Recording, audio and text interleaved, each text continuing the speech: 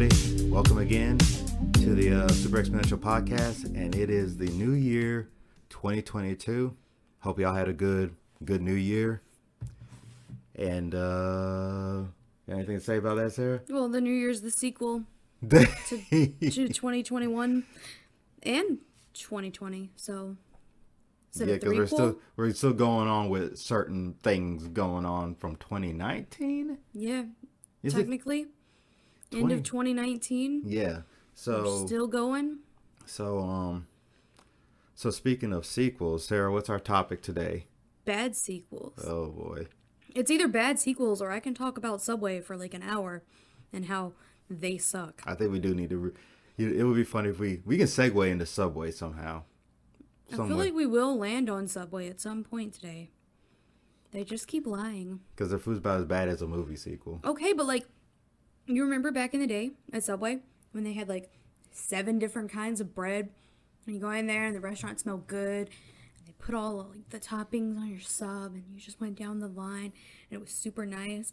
And like now you're lucky if they have Italian herb and cheese bread. And then they're like, our artisanal breads. I'm like, motherfucker, you have white bread and you have wheat bread. That's not... I have those breads at home. And they toast it, but it's still soggy. I went to Subway today and it was sad. I expected nothing and I was still disappointed. So the last time I went to Subway was probably about a year ago. And prior to that, it had been like about 2 or 3 years since I've been to Subway. And... they started doing, you know how Chipotle and Diablo's does bowls, right? Like the steak they did bowls. Their protein bowls. Yeah, they had a protein bowl. So I was figuring like, oh, well, I'll give it a shot. And that was the first time. And that was once again the last time I went because I only ate about like a quarter of it before I just threw it away and just, called it a lost cause and lost money. They're like, we've got better ingredients now. And I'm like, no, these taste just as bad as your last ingredients. I make a very basic bitch sub, and it manages to not be good. This is why I just go to Firehouse or any other sub place that is not Subway. Yeah, it's just that we have one like a minute from the house, and it's either that or I drive. When I worked at SRS, that was the one I went to for lunch, and I wouldn't even get subs there. I just get their cookies. Their cookies are good, but they gave me the wrong cookie. But at least it was still good, but like it wasn't the cookie I wanted. So... yeah, sequels. It was funny because it sounded like you keep going on. I really could. I really thought about just telling you to make today's episode about Subway, an expose of Subway. Or we could talk about bad restaurants, or restaurants that we thought it took us years to realize. Let's save that for the topic. Oh my god, yeah, we could do a whole. Yeah.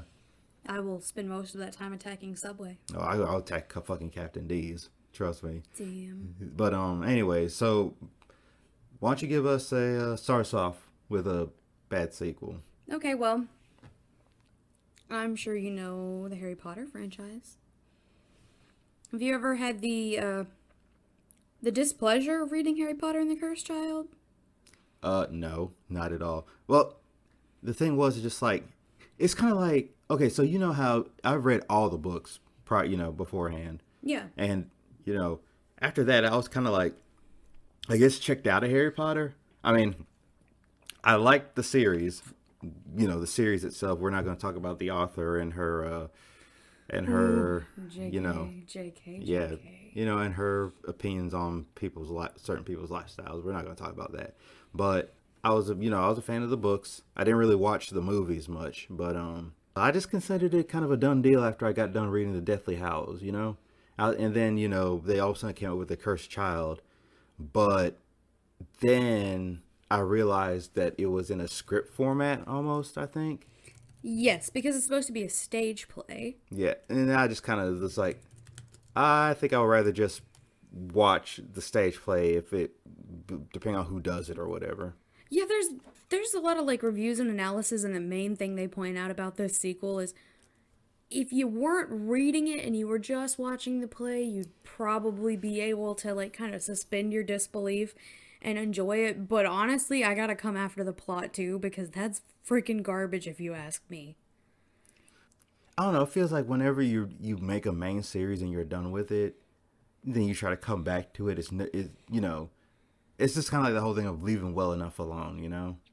Especially, I feel like the way they tried to go about it, like, what big sequel sins, or sometimes you're trying to supersede the world-ending battle from the original, or supersede the big bad villain from the original, or bring the big bad villain back. It's always about one-upping the original and never about, hey, I just want this to be its cute little own thing. I think it's funny you mentioned that, because when you say you beat the big bad villain that destroys the, whole thing, I was thinking about the Avengers movies, how they pretty much, I have no idea how they're going to top themselves after the Infinity Wars. They're probably not, though. Yeah, because it's like you just 10 years culminated into a big ass final battle against a purple dude.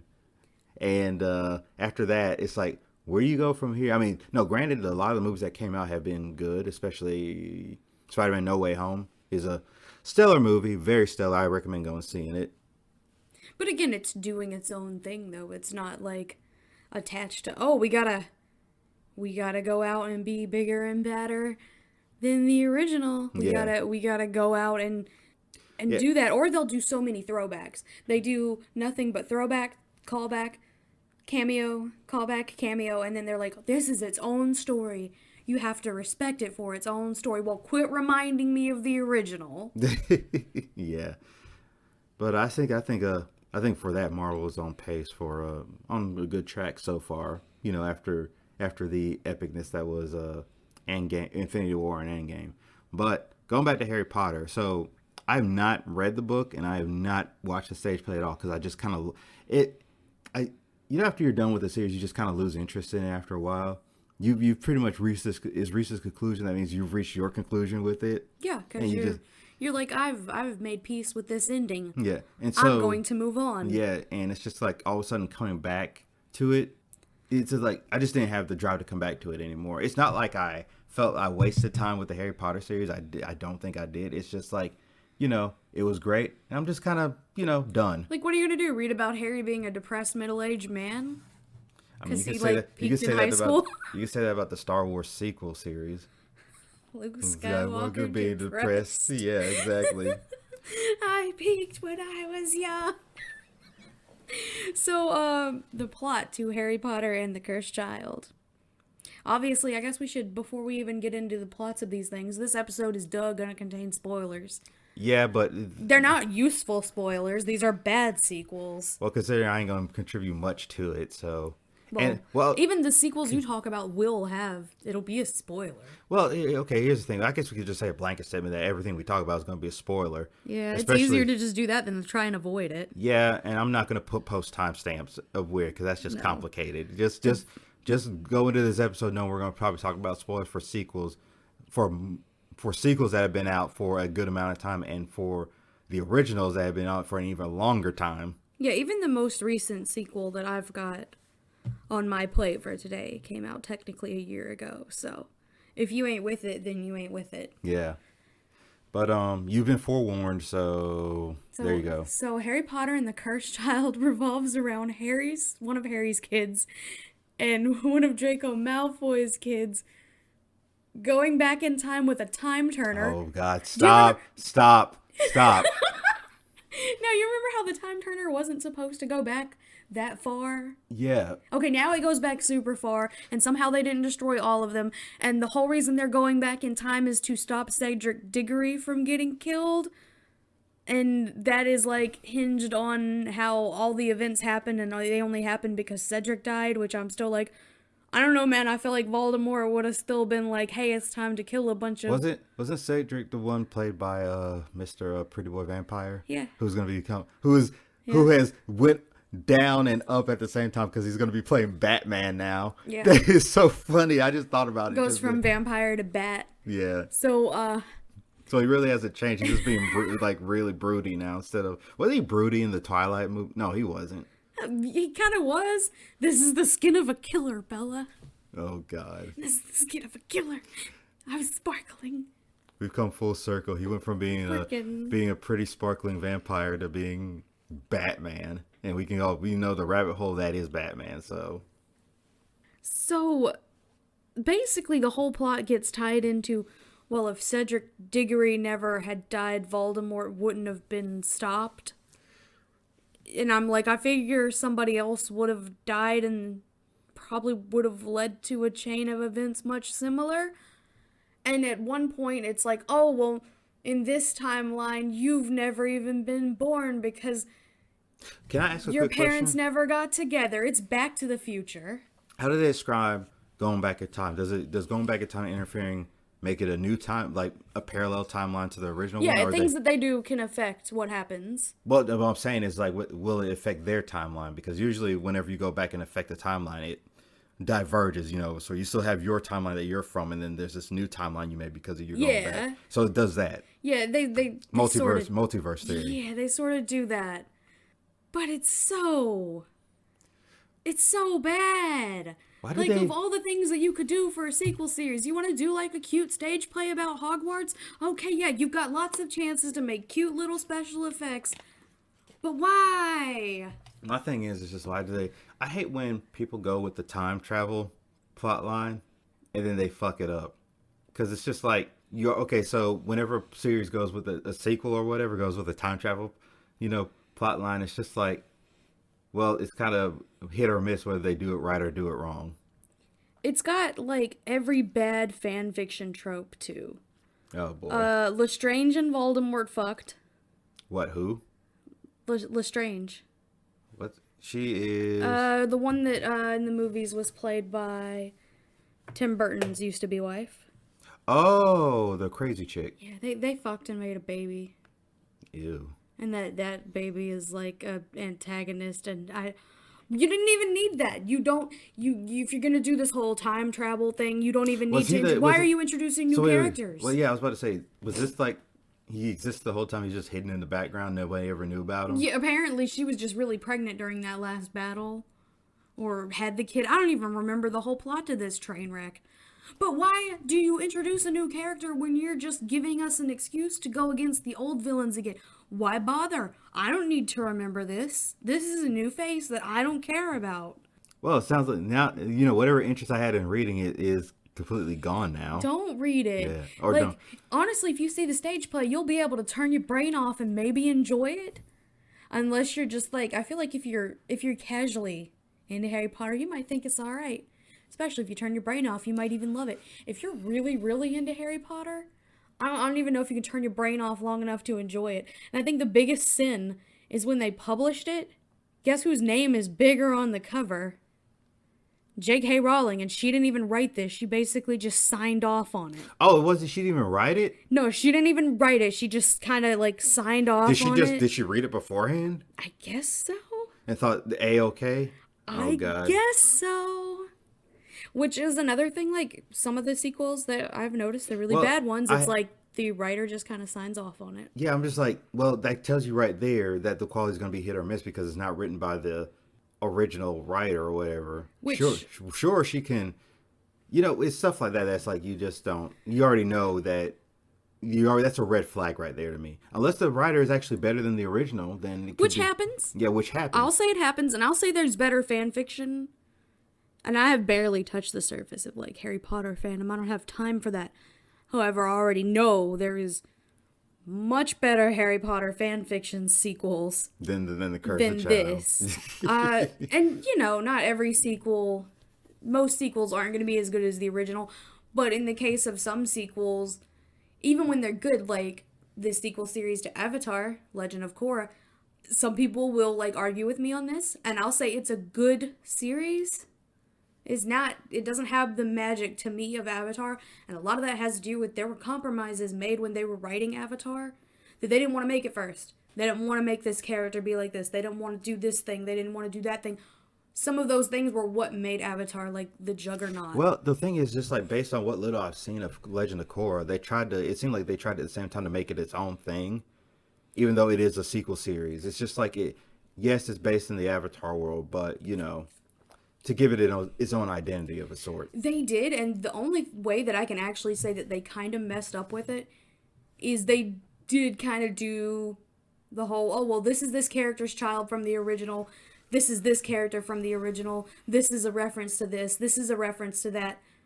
But then at one point, they gotta, like, push a moral about, we're not the same person, you're not me, and I'll never be you. But this series has spent a lot of time reminding me of the original. But honestly, as far as sequels go, I think Korra is still pretty good. Like, it's not everybody's cup of tea, but I think it's still good. And in animation terms, Korra is still better than most of the shows that were on TV around that time. Come on. I think to me, whenever you do a sequel, like one of the things you actually want to avoid is doing the sequel based on the children of the heroes of the original series. You know what I mean? Because it's just like, I'm not saying that it can't be done well.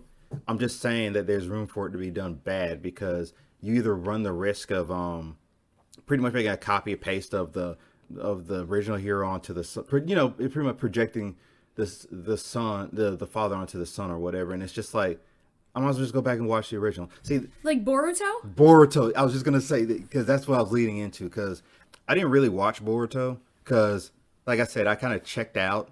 Boruto is the same situation that I have with Harry Potter. Naruto is the same situation that I had with Harry Potter. I was just kind of like, once, because I read, you know, I didn't watch the anime. I read the manga, of course. Well, it's like if the characters from the original series completed the goal that they set out with to begin with, which is improve massive quantity states of like their world or community, there's already less conflict for their kid to come across, unless of course we just cancel out every accomplishment that they made. Here's the funny thing about that. So of course the Boruto series introduces even more powerful villains than the ones that they fought. If I'm correct, if I remember reading correctly. Well, you thought your dad faced some big villains. Your dad didn't face anything compared to this new world-ending threat. And what the thing is, I don't think people really thought about was that they hinted at it in the original series that these guys were coming, and it was just like a one-off line that they probably thought, oh, I probably wasn't going to do anything with. And so basically, just to give you a quick rundown of the ending of Naruto, spoilers of course, basically the real true villain that really just came out of nowhere and really only got introduced like in the last couple of chapters was Kaguya. She was the originator of chakra and all that, and she gets reborn or whatever through some, you know, weird stuff. And there's a one-off line as to why. So basically she has this move where she can hypnotize everybody using the moon and project it. It's weird. Just roll with it. It's Naruto. Yeah, it's Naruto. She can project her special eye, an image of it on the moon, and hypnotize everybody. And then what she does is once they're hypnotized, she can wrap them up in a little thing and have them attached to like I forget what the name of the tree is, but it basically puts everyone in an eternal dream or whatever, but their bodies are slowly converted into these things called Zetsus, which you've already seen what a Zetsu looks like if you watch Naruto. Anyways, she said it was a one-off line. They were asking like, why is she making so many Zetsus? She's like, well, I'm preparing for an invasion, and that's it.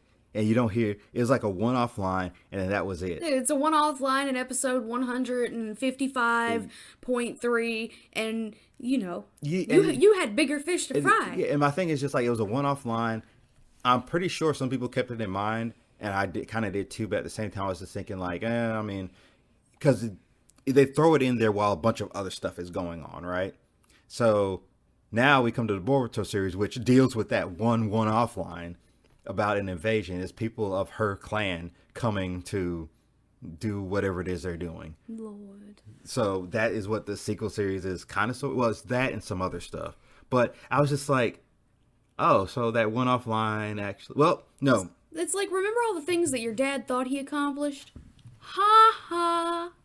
Didn't accomplish it. Now you got to clean it up.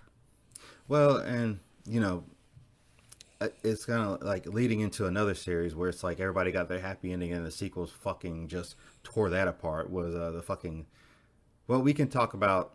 So if you want to look at it in a way of when they came out, the Star Wars series. So you know, you got the original trilogy, right? Yeah. And pretty much the prequel trilogy and the sequel trilogy are technically sequels because they came out later, even though they tell the story beforehand. Because as far as I'm concerned, the way they were made were like they pretty much, the quality was like a fucking made like a sequel. It really was. And But the funny thing it is, was weird. but the funny thing was that is like, so pretty much everybody knows about the prequel trilogy. They all at the time hated it, and then the sequel trilogy came out, and they realized like, well, actually, the prequel trilogy isn't that bad. You know what? I miss Annie. Yeah. So for me, I'll tell you, I'll put it this way: I wasn't the biggest fan of the prequel trilogy, but I could tell you right now that the sequel trilogy did not need to be made at all. No. But then the big thing, going back to the whole little episodes 4, 5, and 6 ended on a good note. They brought balance to the Force. You know, Vader finally went back to the light side. You know, give or take. They can like go have their like little lives. Then they had a happy ending. And if they have drama, it's like sitcom drama, like Full House shit. And then the sequel series comes out. You know, episode 7, right? Okay, yeah. I had to remember. So episode 7 comes out, and it's just like, just completely destroys. Well, 7 and 8 pretty much just completely sort of destroy that happy ending that they all fought for. Oh yeah, and then 9 was just like taking a paint stirrer and. Well, here's the thing. Well, here's the thing about it. The sequel, like episode 7 had a good starting point. It was basically a copy and paste of a New Hope of a way. It really was, and even watching it, I was like, I enjoy this, but I know what they're doing. Yeah, and the thing is, just like, it's a good starting point. And then they switched directors to Rian Johnson, and then that's when The Last Jedi pretty much completely fucked it up. I'm talking about like fumbled the ball several times over while trying to run to the fucking field goal or whatever, and they did it so bad. And it seemed like when they got J.J. Abrams back to do episode 9, that he tried his best to fix it. And of course, the best way to fix it is bring back a very popular villain, who by all means should have been dead. There's just no. Yeah, if anyone had ever completed the goal that they set out to complete, then he should be dead. Just by the law of, let's let these motherfuckers have something. He should have been dead. It was like you could tell while the movie was going that J.J. Abrams was like trying his best to salvage the fuck up that The Last Jedi did, and it just was not working. And spoilers, Palpatine comes back, so it's kind of funny. Who fucked Palpatine? Like, so Palpatine has been in all generations of those, and apparently he's been fucking. Yeah, so. So I did an in-depth analysis about how old Palpatine was when he conceived, I guess, his son, which is Rey's father, and all that. And they said the dude had to have been like old as shit. So either he literally pulled a Hugh Hefner, or did the in vitro whatever thing you call. Yeah, I mean, either way, that's nasty. Yeah.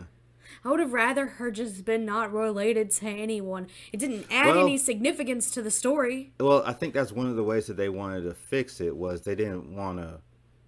Well, I think J. Abrams had a plan for who her parents were, and then Rian Johnson said, no, her parents were just nobody. Oh, yeah, we're gonna say it's no one. No way. And then they roll with that, and then the episode 9 comes out, and then Mr. Ben Solo's like, I know I said that your parents were nobodies, but actually they are somebodies. They're like the biggest somebodies. Yeah, and then of course it's kind of funny. I like the way that they kind of hint at the biggest way that they hint at it was when her and I guess Kylo Ren are doing the pull the ship scene, and then all of a sudden she gets so angry that she shoots lightning, and I was just like, oh, she's a Palpatine. Oh dear. Oh no. The way it was so sloppy. Like, the thing was just like, so they brought back Palpatine, right? And we knew that ahead of time, because of the trailers. I didn't imagine them going in the direction of saying that Rey bringing back Palpatine was such a spit in the face. Well, the thing was just like, it was a desperation move. It's a desperation move. It literally is like, how can I fix this to make it salvageable? Yeah, but how can I also ruin Luke and Anakin's stories? Yeah, by bringing back Palpatine. Break the whole point of their stories. Now Anakin dying doesn't mean jack shit. Yeah, because the thing was, just like, so the whole thing was way back, to bring balance to the Force, defeat the Lord Emperor, and then the Force the balance is brought back. But apparently it wasn't, because he's alive. Apparently Luke was just out here going, yay, look what we did for 20 years, and that's not what he did at all. Luke, you goddamn liar. It's just like I don't know. Do like people in this universe not double tap? Well, he threw him down. My thing is like he threw him down a space corridor, a corridor or whatever, and then something exploded. And I was just like, I guess he died. You know, special effects weren't the way they are today. Cremation usually means that you don't survive. But apparently, I don't think anyone has survived being cremated. I think their excuse was that he was in a clone body or whatever, a very jacked up clone body. But you know, I mean, he used the Force to steal a body. I guess you could justify it with anything. They really didn't try to justify it. You know what? He justified it by using the same fucking line he said to Anakin in episode 3 when he was like, "The dark side is a gateway to many abilities that some people consider unnatural." That he literally said because Ben Solo or Kylo Ren asked him, "How are you still alive?" And that's the exact line he said. And as if that's it. Well, that just means he has the power of God and anime on his side. Yeah. Yeah. I have the power of God and anime on my side. That kid actually has a TikTok now. Oh, God. He's like a young adult. I just think, I don't know. It's just like, so the sequel series they came and went in a fucking burning inferno, right? Yeah. And then... I wish they didn't do it. I wish they just did more small stories like Rogue One. No. Here's the thing about it. And then after that, The Mandalorian comes out. And I'm like, Mandalorian was great. This is what they should have done. We should have gotten this shit instead of... We did get it. I mean, we got it. But I was like, they should have put their manpower into this, not... Oh, God, yes. What we got here. Mandalorian and Rogue One are perfect examples of ways to continue the franchise without dragging the original plot with you. Yeah. I mean, and then since then, you got Book of Boba Fett, that actually looks pretty good so far. And they're going back and explore. Like, the thing is just like going back and exploring what a lot of these characters are doing, right now and everything, especially Ahsoka. They're getting ready to do a series for her. So it's going to be kind of cool to see what she's been doing between, her being from when she was cast out of the Jedi Order and all that. It's like, this seems like no-brainers, though. Like, why did you even bother trying to write this other stuff when you have years of plot lines already in front of you? You know what the fans are already interested in. I'm not saying every time the fans say, we want to hear so-and-so's backstory that you do it, because, like, I'm in a few fandoms where that is always the case. Like, the Avatar fandom's a great example. These people want to know the backstory of the guy who was cleaning the barn in Ba Sing Se. I don't need his backstory. Some things are good as mysteries. Yeah. You don't need to tie up every loose end, but some backstories would be dope as hell. I mean, yeah, it's just like, because, when the sequel series got announced, of course there was hype and everything, like, oh man, Star Wars is coming back again. And then the first one came out and they're like, okay, that's good now. It wasn't a bad movie. It was basically like, we know you like these things. Here's all of these things. Well, you're not wrong. I do like these things. Like basically, so I enjoyed it. The Force Awakens was a safe movie. Oh yeah, it was so safe. It was safe. It was like, let's not change too much, but let's bring back familiarity. Probably too much familiarity they brought back, but they had a good setting. And they had a couple things that were just really cool that they haven't done before. You've never had a stormtrooper just like veer off. You've never followed that story. Yeah, they had then they proceeded to not follow that story. My thing. Oh man, you know who got? They fucked him over. You know who got fucked over the most though? Captain Phasma, the person. The tall, silver armored stormtrooper. Yeah. The one that they advertised and everything, making it seem like she was going to play an important part, but only appeared like a total between both movies, like a total of maybe 20 minutes. I think they wanted her to be Boba Fett. But they were like, oh, everyone's going to be super into her like they were Boba Fett. But they did nothing with her. They did nothing. She just appeared and died, and that's it. Well, like, Finn's story was just... That was wrong. That was so wrong. They're like, oh yeah, we're going to set him up with this cool backstory. Well, we're going to set up all this other stuff. We're just going to make him sort of be this weird simp. And not to bring race into this, but man, for a leading, like one of the lead black men, they fucked them. What fucks me up so bad is how many people hate the Star Wars sequels. They're like, oh, it's too woke. I'm like, motherfucker, if it was woke, this story would have actually revolved around somebody that wasn't my complexion. You don't know what fucking woke is. Yeah. oh, she has boobs, therefore it's woke. Okay, her boobs aren't even that big. It's not that woke. She really doesn't have big boobs. It's not woke until she has Triple H boobs and she's like 300 pounds and disabled. Then it's woke. That is woke. Oh my god. She also needs to be a photo negative of me. I feel like that a lot of it was, of course, the directors on it. And I thought a lot of it was also these people saying that certain things were this. They're like they're pandering. They're doing all that. Like, man, just fucking watch the movies and all that. And then the people hear this stuff and they're like, well, we got to change shit around and all that. But you know. Well, that's like, and I hate to bring it back to Avatar, but like so much media analysis I've read and watched lately is around Avatar. If Avatar: The Last Airbender were produced right now, people would complain that it's woke. But because it came out from like 05 to 07, nobody says anything like that about it. Well, because we didn't have that culture back then. Yeah, there wasn't this whole like, ooh, we gotta watch out for them And taking Twitter, over our media. I'm telling you, man, it all revolved back to the creation of Twitter. Twitter is probably the worst social platform ever. It is. It thrives on this kind of conflict. And off topic, I'm still mad at you that you made us a Twitter. I understand. Trust me. We barely use the Twitter. I know we don't. I know that. I haven't updated the Twitter in months. It's The Twitter is like we put links here and then we go away. We don't say anything else on Twitter. I'm pretty. You guys already know we pretty much everything that you find out about us is through Facebook, which is not the best either because the way Facebook shuffles things is pretty terrible. Yeah, you guys do not know. If you don't pay for Facebook stuff, nobody will see your stuff. Yeah, and the business suite that you use to do all this stuff is like a fucking nightmare. So trust me when I say that I'm doing a lot just to get these very small amount of listeners.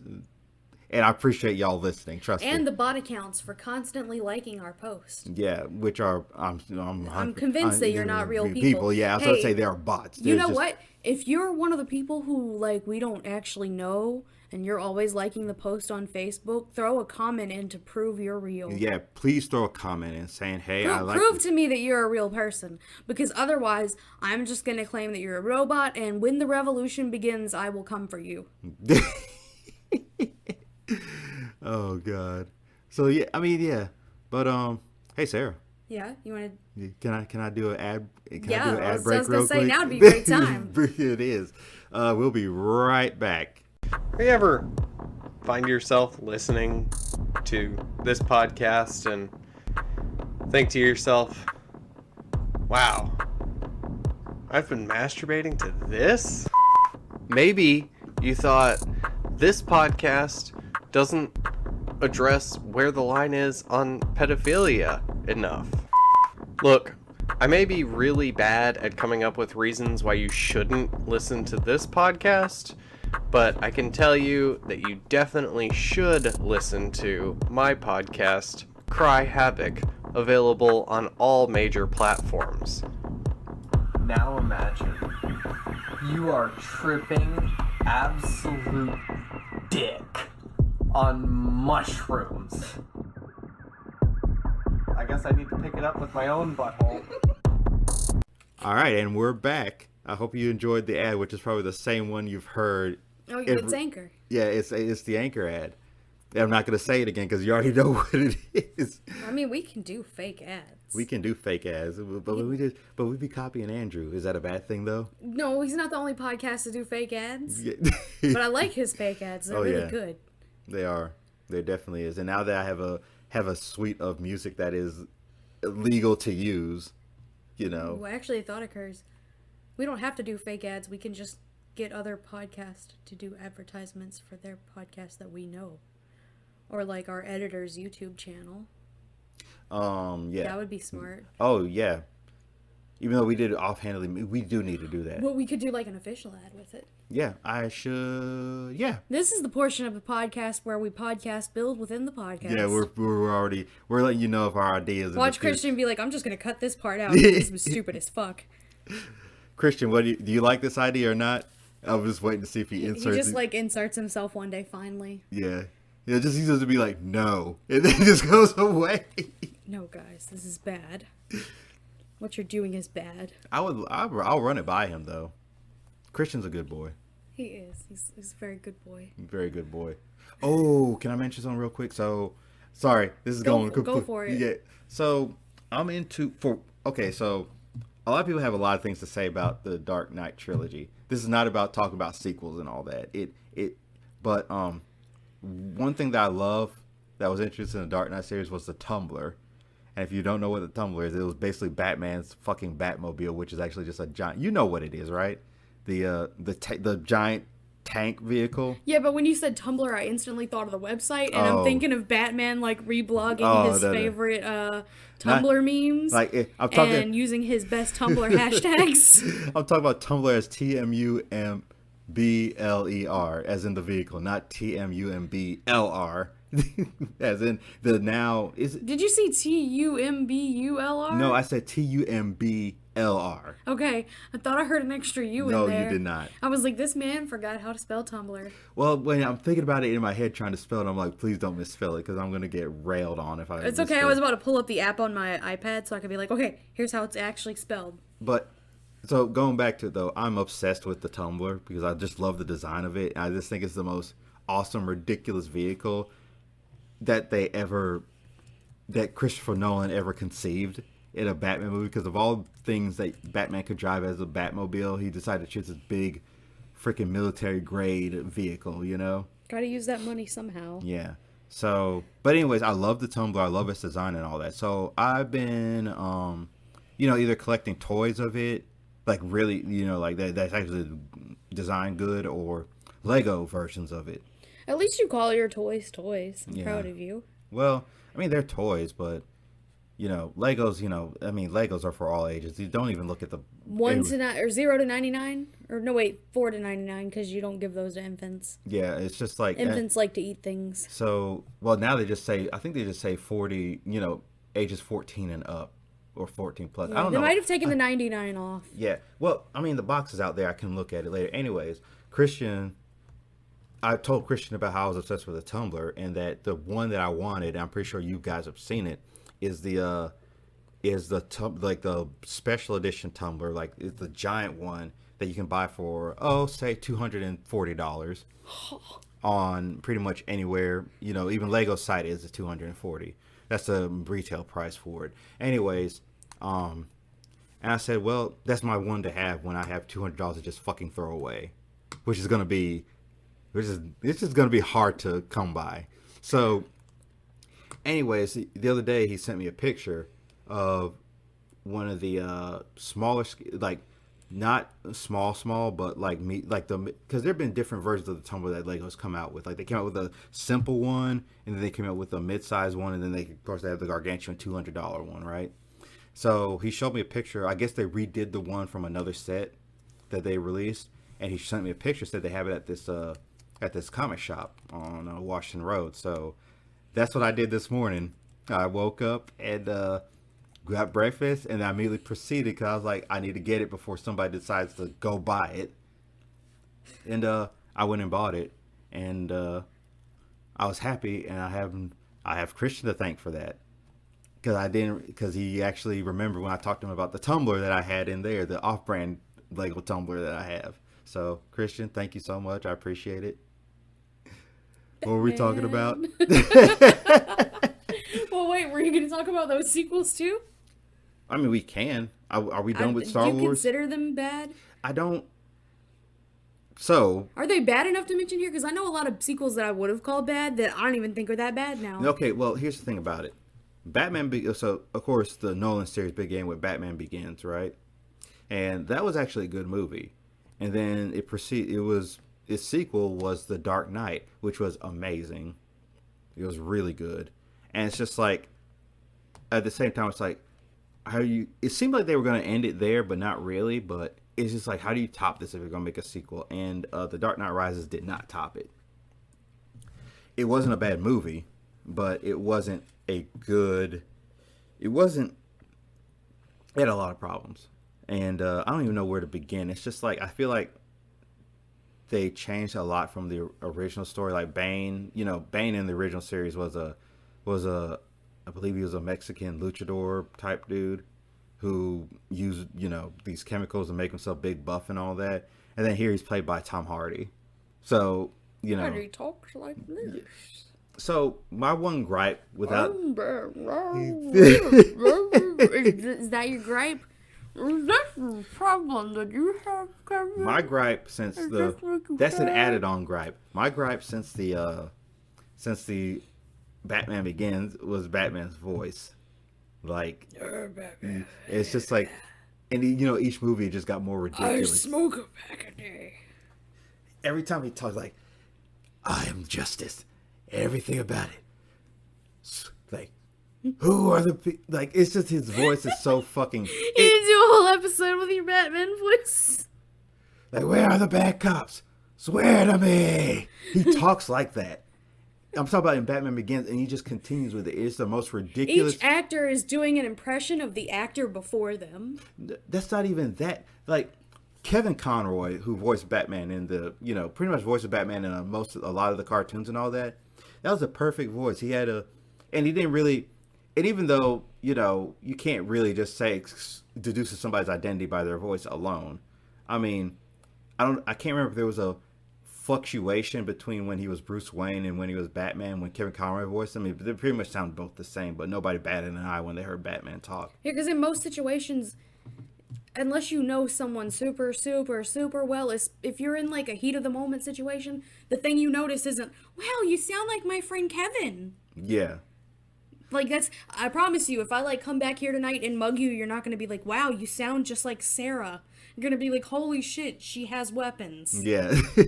Let me grab my weapons. But I just felt like that was like, okay, that's fine. And then the Dark Knight trilogy comes out, and then Christian Bale does his best guttural voice, which sounds funny, and he continues this throughout the fucking movies. Now, and then I'm just thinking like, well, they can't get any more worse with the fucking voices. And then fucking Bane comes out with his British. Is it a British accent with a weird? It's like a British accent, but his mouth is full of potato. Yeah. I think they had. I mean, you could tell that they dubbed over whatever he was saying. It was really ridiculous, right? Yeah, it was so throaty. Yeah, but there's one scene in Dark Knight Rises where that I thought it was the most stupidest thing, right? And he was still talking in his voice.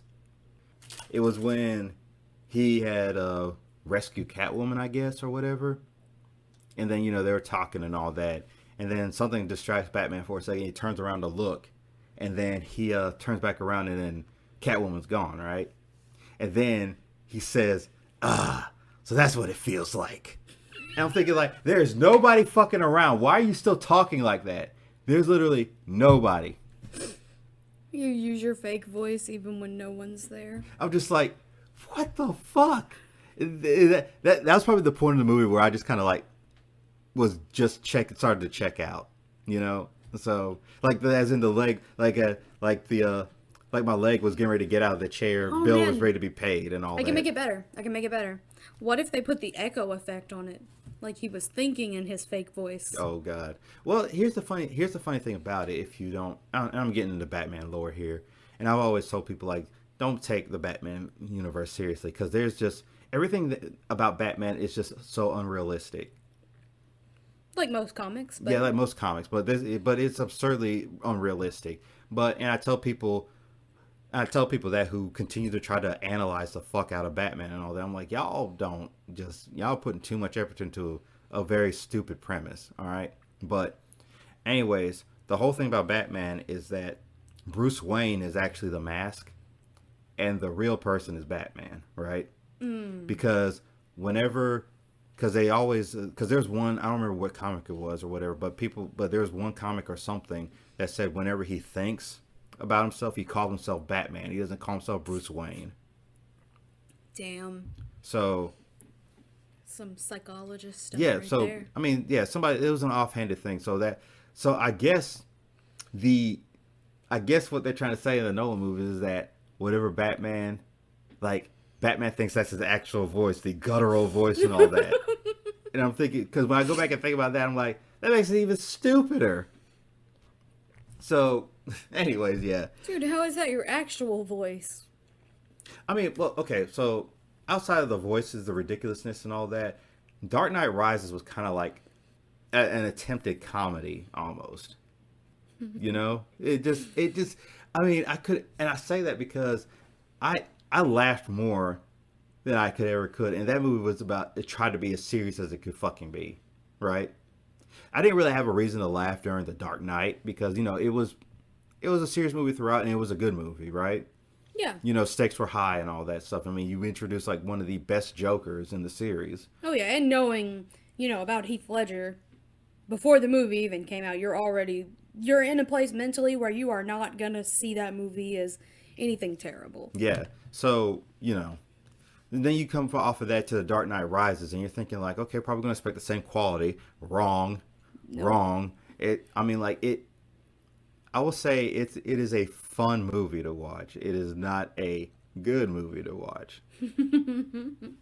I will watch Batman Begins and The Dark Knight many times over, and I feel like The Dark Knight Rises is just that one movie that I just don't want to watch again. I feel like I have like a tendency to enjoy things that are bad. I mean, I know I do. You do, because you've watched the last fucking Airbender. And Cats. And Cats. Cats was great. Still waiting on the Butthole edition. I don't even want the Butthole edition. I want just the CGI suits on the actors. With just no CGI. I just want to see them like wearing their CGI suits or whatever they were wearing and just slinking around all over each other. I want to see Jason Derulo without the cat fur. Give me that. That's what I want to see. But like, I don't know. I enjoy a lot of bad things, but I feel like a lot of these sequels I didn't even enjoy for bad. Like, I didn't enjoy the Harry Potter sequel because it was bad. I just didn't enjoy it. I don't know what it is about the thing about sequels. It's like with sequels is a hit or miss. So now that we're at that point, we can talk about like a more of a company. Same company that made Star Wars, that back in the day, boy, a lot of direct-to-video sequels. Mm-hmm. So going back on Disney, I'm pretty sure y'all know where I'm going with this. So, you got a lot of your classics like Pocahontas and Mulan and Lion King and all that. They're perfect movies in and of themselves. They began and they ended, and they had a conclusion, right? Like, even with its problems and how it didn't age well, Pocahontas is still, it's a story. Pocahontas is a very watered-down, child-friendly, which is to say of pretty much a lot of the It was heavily whitewashed. Yeah, well, it's just that, and then that, Disney took a lot of, like, the Brothers Grimm stuff, and then childished it down, because The Little Mermaid was not that. No. But, so basically, it just seems like, so Disney basically just made these great movies back in the day, right? These great animated movies and all that. And then for whatever dumb reason, I think the only one that came out in theaters was like The Lion King 2. And I don't remember if that one came out in theaters. I think it did, because I went to the theaters. Yeah, okay. I'm 100% sure it did. It might have been during a re-release event, because they did a lot of re-releases of the first Lion King. You remember that? And I'm pretty sure I brought this up to you before, but the whole little stupid thing about it's going back in the vault, so get it while you can. I'm like, oh yeah. What the fuck does that even mean? There are whole video essays on it, but basically it comes down to Disney didn't even want to do home video releases for the longest time. And then when they finally did the releases, that was their way of coping with it, because, they knew that once you buy it, you probably wouldn't buy it again, so they would make special edition covers and stuff, and people would go wild. And then, they hope people misplace their copy of the movie, and they're like... And it's going to wear out. They do... And the funny thing is, just like as you upgrade video formats and all that, you have a tendency to upgrade. So like, I do it too. So originally when I watched Monty Python and the Holy Grail, I had it on DVD. And then, when Blu-ray became a thing, I upgraded and got the Blu-ray version. Hell yeah. I mean, it happens, because like eventually you want to keep up with it. Like, I have the Avatar series on DVD, and then Tyler got it on Blu-ray for me for Christmas because I was planning on buying it. Yeah, and it's just like, I mean, for movies, I mean, it's not so much of a double dipping as it is just keeping up with the technology, I guess. And you want to make sure you have a copy of your favorite movies with the technology. Yeah. So. And I mean, even back then though, they weren't thinking that video was gonna go to DVD. Yeah. So the vault was their way of going, this way you'll have to rebuy it. Yeah. And you won't be able to rebuy it for a while, so you better buy 2 copies. Yeah. Just in case you lose one. Or one gets broken. Yeah. But I don't know, some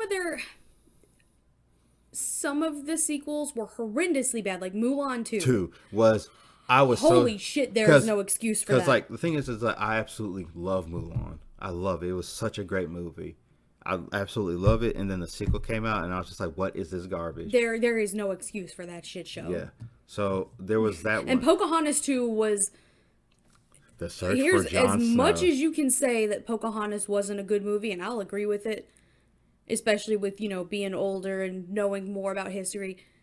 Pocahontas 2 was the most egregious thing. Oh my god. Apparently one of like the 3 Cinderella movies is actually really, really good, but I ain't got time for that. Yeah. Wait. Did they make a Cinderella sequel? Yeah.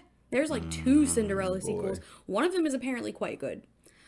You know what? Lion King 2 though? I don't remember Lion King 2 being that bad. Yeah. Now, did they make a lot? They made a Lion King. They retconned a lot. But not a lot, but they retconned some things to make the plot happen. Yeah. Weren't you? We did it on a previous episode. Sorry, it's a kind of a change of subject, but on subject. Didn't you show me? It was on a previous episode when you showed me like an edited out scene of Scar sounding like a rapist or something. Oh yeah, like from that. the first Lion King. Yeah, from the first Lion King, they edited out. They're like, yeah, we gotta take that out. Yeah, it was a little much. They were pushing that a little bit, especially in the 90s. Like, y'all can't have Scar being out here like this. Well, I remember then again. You remember they put fucking sex in the clouds there that people argue that did not happen, but I'm like, I don't.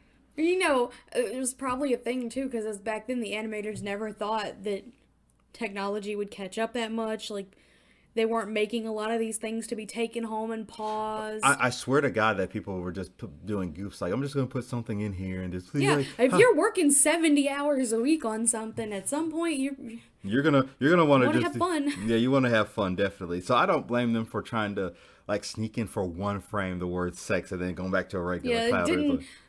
Or Little Mermaid the Little Mermaid during the wedding scene or whatever, the first wedding scene when what's his name was getting ready to marry, I guess, Ursula's human form or whatever, and that the priest had a heart on or whatever.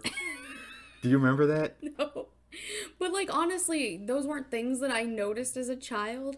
And even if I did notice them as a child, I don't think it would have, like, wrecked me. Well, the funny thing was, like, Disney did a lot. Disney, and back in the day, did a lot of, the movies were for kids, right? Yeah. But they did a lot of subtle stuff to where, they want to make it so the adults can sit through it. Sit through it, too, and be like, oh. And I still remember to this day about the Timon and Pumbaa watching Simba and Nala going down, and they're singing a fucking song while watching them go down on each other. Oh god! Did I ever tell you about? I didn't show it to you, but because I can't find it. But there's a post on Facebook. Remember when they were remaking Lion King with the CG and all that? Yeah. And then somebody posted a picture of like, how this scene is going to look versus the scene in this versus real life, and it's just two real lions. Yeah, they said the scene, the scene in the original where Simba and Nala were just looking at each other all lovely, right? And then the picture's like how it's going to look in the new edition. There's 2 lions literally fucking each other. Give me the nature documentary version of Lion King. Give me that. I about lost my shit. There were some sequel sins in Lion King 2, but now that I have seen worse shit, now that I've been to the fucking unholy land, I can definitely say that the sequel series for the anime Inuyasha, you know what we actually wanted for that? We wanted the Lion King 2.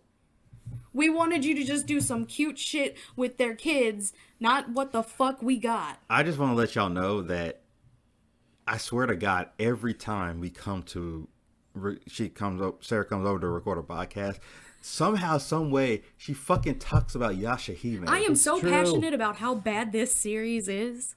Now, I'm obsessed. And if y'all don't know, because I'm just like, I'm of the mind that if you don't like it, just don't fucking watch it, right? Sarah, I swear to God, it's just like, you're like a masochist for this shit. I can't look away. Because it's just like, oh my God, you hate, because every time you talk about Yashahime, even though I didn't even like...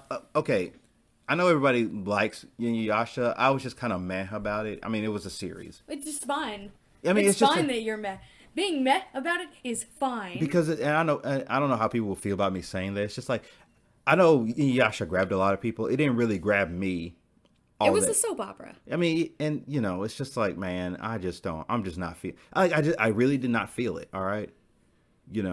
So, I mean, I just wasn't, and not to mention that every time I watched on Cartoon Network or whatever, I don't know if they did out of order or whatever, or I just didn't catch it in order all the time. It So, was super repetitive too. Like, it yeah. wouldn't matter. And I feel like a lot of those episodes were self-contained too, so it didn't really even fucking matter. Yeah, it's one of those shows that you can watch it in, like, you can miss episodes, you can watch it out of order, you'll get the gist of it.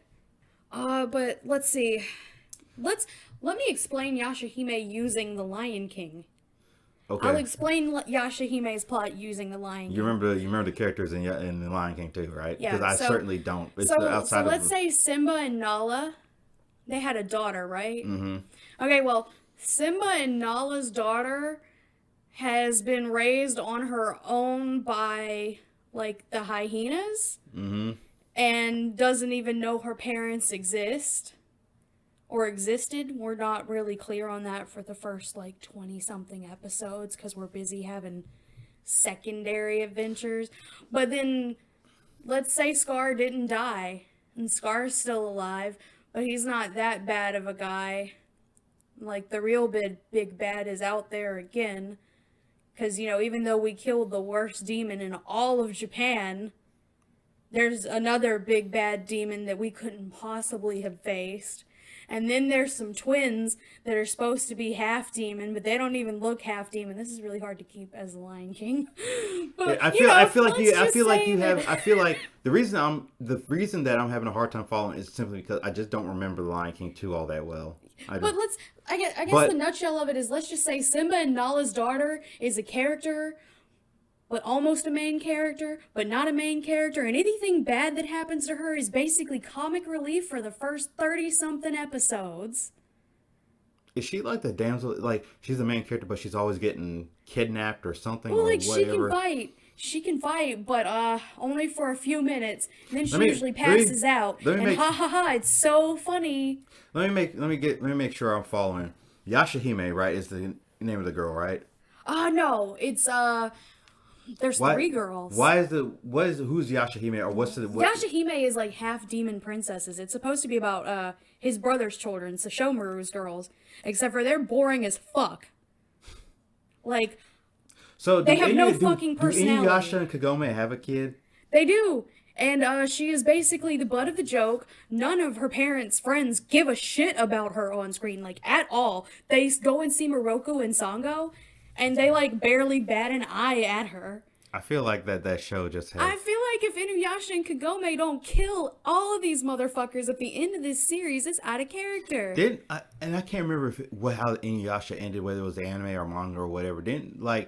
I forgot what they were going on a journey for, but they were journeying for something, and then ended up... It was something that was in pieces or whatever. Oh, yeah, the jewel, it broke a couple times. They finally did the whole thing and actually had an ending. It broke, and then they almost got it back together, and then it broke again. They're like, I guess we gotta do it again, and then the fucking series ended, right? They actually did a final cap of it. Okay. So, because the manga actually was still going on. Right. So they did the final act. It was like 20-something episodes. They had to pull a little thing that they did for Fullmetal Alchemist. Yeah, sorta. Yeah. They didn't redo the whole series, but they gave it its ending. Yeah. I know back once Fullmetal Alchemist, the manga actually ended, they went back and did... Yeah, they went and, polished it up. They not polished it up. They pretty much redid. They redid it so that they animated the proper ending instead of, because you have the Full Metal Alchemist anime original ending, which was completely different from the manga ending. Yeah. Because they said, well, we can't keep up. We're just going to go on our own thing. Yeah, that's fine. And I know, because Brotherhood, Full Metal Alchemist Brotherhood was the rest of the manga continued on. So yeah, and it was good. And I think the Inuyasha stuff came out around the same time, so like they knew there was a market there that was ready to see like these series ended, and as like predictably cliche or whatever as the ending was, Kagome ends up going back to her world for a few years, turns 18, being a full ass adult who just graduated school, and then makes the choice to go back to feudal Japan and stay there.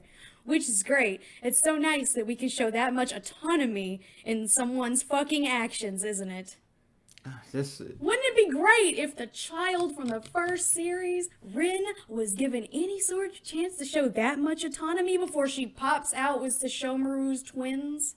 The funny thing is just like I I had no like real desire to go back and revisit Inuyasha, and I certainly don't really have a desire to, based on the way you talk about it, to watch this Yashahime. It's insulting. I'm insulted that this exists. I don't even understand. Like, I understand that Rin and Sesshomaru are like their own fandom, and people will. I've heard every justification in the book for it, and I can't tell you what to like. I can tell you it's not my cup of tea, and I can tell you the way Yashahime did it will never make it my cup of tea. Because every interaction we've seen with those two in the sequel series is the same as when she was a child. It's her going, okay, Lord Sesshomaru, and him going, stay here, Rin, and Jocken, watch Rin. She is a grown-ass woman who has had this man's twins. And these are her lines. None of her lines, not even the way she's drawn, nothing convinces me that she's a grown-ass woman. You want me to believe that somehow it developed into a romantic relationship? Okay, do your fucking job as a writer and make me believe it. Because I don't right now. And his kids are fucking boring. They're so fucking boring.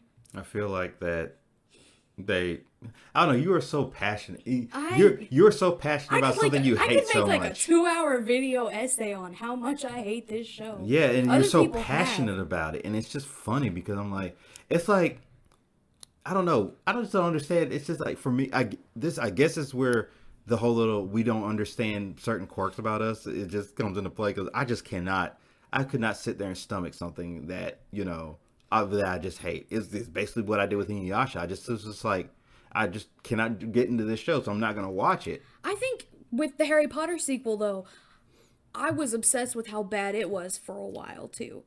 Because it's like you take this successful franchise with a huge fandom, and you just like... Do you think the shit the bed with it entirely. Do you think The Cursed Child was a money grab? I do. You know what? At least for a money grab, it didn't last as long as this one's lasting. Right. I'm mad that people are encouraging it to last. They'll get like one little crumb of interaction with what they want to see in this series, or like one brief moment where the characters behave as a character in these situations would behave, and they like die over it. And I'm like, bro, we're like almost 40 episodes into this shit. Has anything meaningful happened in those 40 episodes? Not really. That's what I'm saying. Most of it has been filler, and like, okay, you can say the original series was filler, but not like this. Now, the funny thing about it is it's like, it seems like the anime just has no idea what it wants to, what direction it wants to go, or what it wants to be. Because it sounds like it wants to be a slice of life. I wish it was a slice of life. Cause I can understand the way you're describing it. It sounds like it should be a fucking slice of life anime. If it was a slice of life with no main plot, that would be fine. And my thing is just like, even if it is a sequel to like a somewhat serious series that Inuyasha is, it's just like, yeah, that's fine. Just make a fucking slice of life thing where not major threats happening. You're just looking at these goofballs being goofballs or whatever. But it sounds like they're trying to be serious with it, and they're just not doing a very fucking good job, and it's turning into a comedy. There was a reviewer on YouTube, I think it was Kenny Ken, and basically what she said is, I feel like I'm just watching all these people fight, but I don't care about any of the people that are fighting, and I don't care about what they're fighting about. I'm here. I'm just seeing this, but I have no attachment to any of it. Like, they could have just made it like a sitcom. I don't know. Do anything else than what you're doing, which is just making all of the main cast from the original basically ignore the child of their friends. Oh yeah, that's my friend's kid. She's an orphan and she's like a slave, but it's totally freaking cool. Do any of the previous cast show up? Barely. There are cameos here. They shoehorn a reason to have Kikyo's image come back, but not Kikyo. Kikyo is Inuyasha's dead girlfriend, right? Yeah. Or something like that. And she was the first one. That whole that whole shit right there. She died so many times. But no, it wasn't really her. The tree just took on her image for some reason to talk to the three main characters. And oh my god, like, they have like 7 plots that they're trying to do, but they pay no attention to any one plot in particular, and then they just forget about it. Like, there was this whole thing with the dream butterfly, and that's supposed to be why one of the girls doesn't sleep and doesn't have a personality, which I'm just like, okay, she's just her dad. Sorry, I'm just showing her a picture real quick on Facebook. I just had to show it to her. I'm sorry. It's so bad. It's so bad.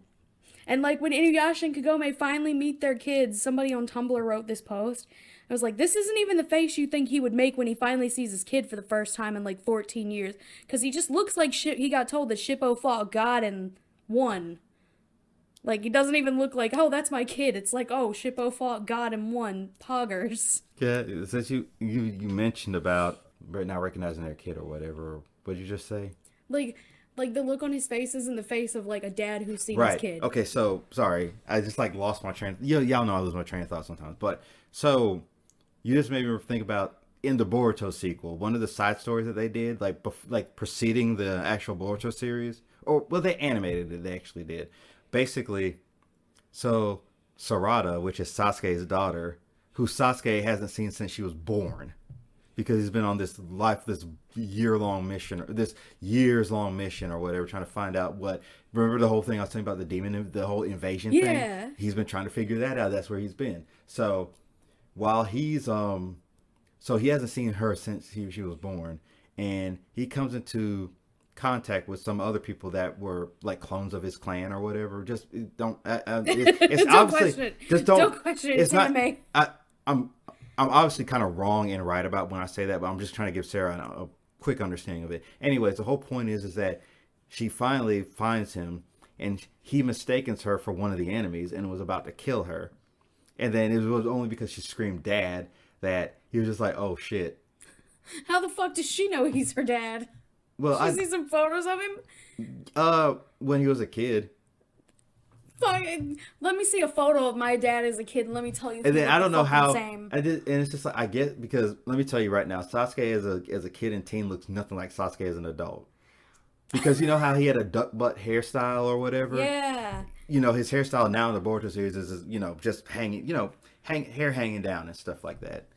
God damn it. And it's just like, I'm just like, how do you, and of course, he grew from that to having the one bang covering his eye thing.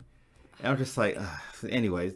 Got more emo as he grew up instead of just getting a buzz cut like every it's not other even adult. in anime. It's not even an emo thing. It's just kind of like they do it with a lot of like female characters, and just having the one bang over their covering their eye. Well, yeah, that way you can fuck your eyesight up.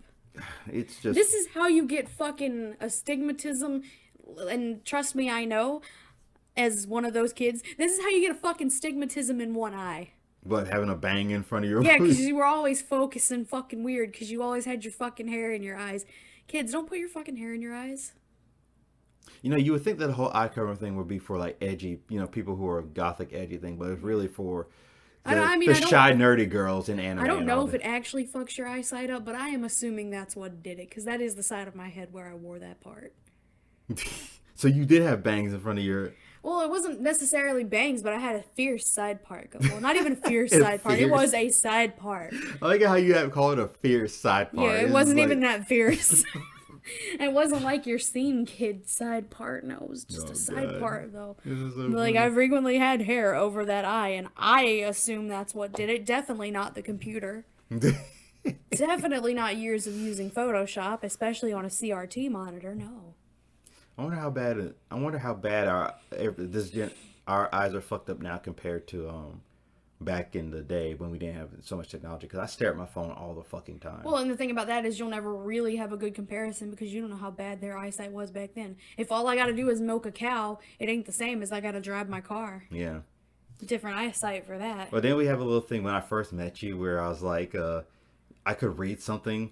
Because you said you knew you needed glasses Yeah, we went to Chick-fil-A. And then because I didn't have my glasses with me, and I said I could still see it better than you with your Yeah, because you could read the menu across the restaurant still. I couldn't make out any of that shit. I was like, those are hieroglyphics. It's like, and you were saying like, if Kevin can read that without his glasses, then I have a serious problem. Like, I know I'm fucked. Yeah, because I was even farther away and all that. Yeah, so it was bad. But like, it's wild because like you don't think about how bad it is until you have a comparison. Yeah. Well, no reason to notice. Yeah. Well, I think we hit all the big points about sequels. I think so. I think they're either hit or the miss. only other notable mention I could say is that Phantom of the Opera has a sequel. See, now you told me about that before. Lindsay Ellis does a whole like hour and a half video on it, and it is definitely worth watching. It's like the last video she uploaded to YouTube, in fact. So That's a hell of a send off. I think I find it funny that they made a Phantom. Like who's just sitting there one day thinking like, I want to make a sequel to Phantom of the Opera. Like Andrew Lloyd Webber, who is the original Phantom of the Opera okay. playwright. Look, He didn't write the book, but he wrote the play. Look, the funny thing is, okay, so I don't know the name of the author, obviously, but I just know, I never even seen the Phantom of the Opera. I just kind of know You about know the it. core concept. I know the core concept about it, but it's never been something I wanted to see or whatever. It's just, I'm pretty sure if I was alive at the time when it first came, or was it a book first or was it a play? It was a book first. Yeah, I'm pretty sure, and I had no interest in reading the book either, so I mean, I heard of it and I'm just like, well, shit, whatever, I'm not gonna. It's its own thing that was kind of neat in its own way, but like when I tell you the Phantom realizes it's his son when his son plays bad chopsticks on a piano, it's musical genius. Anyways, I would think making a sequel to, I would think if I was a creator, I would be like, I don't know, I wouldn't want to make a sequel to that. It just, where would you go with that? Apparently, the chick that was the main character's friend is like super obsessed with the Phantom, and then she accidentally shoots the lead, and the Phantom is just chilling in America, working on making a circus, and it's actually his kid that Christine had, and Raoul has a gambling problem, a drinking problem. Okay. They've rewritten it lots of times. I highly recommend the Lindsay Ellis video. Jesus. He dead ass realizes it's his kid because he plays chopsticks. So I think we can end this on saying that, man, sequels are either going to be a hit or a miss, and you just never know. Like, I feel like with sequels, it's like if you have a plan ahead of time of it and not just making it out of your ass because you just raked in enough money to make a sequel, Yeah. So I feel like I'm at this point. I don't even care if the sequel's a hit. I'll embrace it as long as it's not a fucking abomination. I mean, I should have talked about the Kingdom Hearts series, but that would have been that would have been a nightmare. You should do like a whole episode on the Kingdom Hearts series where you try to explain to me what the fucking plot is, because I've never played it. Well, I can explain it to you, and it's gonna get more ridiculous because okay, I'm not gonna go into it because we need to end the episode. No, you should do a whole episode. Yeah, on it. A whole episode. Just explain Kingdom Hearts to me. Yeah, but general sense, everybody knows that Kingdom Hearts is a collaboration between Square Enix, which is known for Final Fantasy, and Disney. And they combine the kind of two styles together or whatever. But anyways, yeah. I'm not even gonna get into it. It's D&D, and somebody decided to make Goofy a character, from what I understand. A little bit more. I don't know if I would describe it that way, but anyways, we'll save that for another episode. Sarah, any last thoughts? Fuck Yashahime. Oh my God. Fuck Yashahime. Somebody keep it'd be funny if Christian makes a counter or whatever for every time you talk about Yashahime. Every episode, yeah. And every time he introduces like one. And then you say something like two. It picks up more whenever it's premiering new episodes too. Like in that lull during the summer where there was no new episodes, there was peace and land, and there was no Inuyasha Yashahime gripes, or they were far and few between. And now we're back, and we gotta tell the world how much this shit sucks. Oh yeah. Well, all right. I guess so. You consider that an episode. Sequels can be good or bad, and then fuck Yashahime, right? Yeah, fuck Yashahime. All right. Well, thank you guys again for joining us. You know where to find us, and we'll see y'all next time. Yeah, like, comment, subscribe, ring that bell. Destroy that bell. Yeah. Obliterate that like button. Aww. But all seriousness, yes, and also if you are real, comment.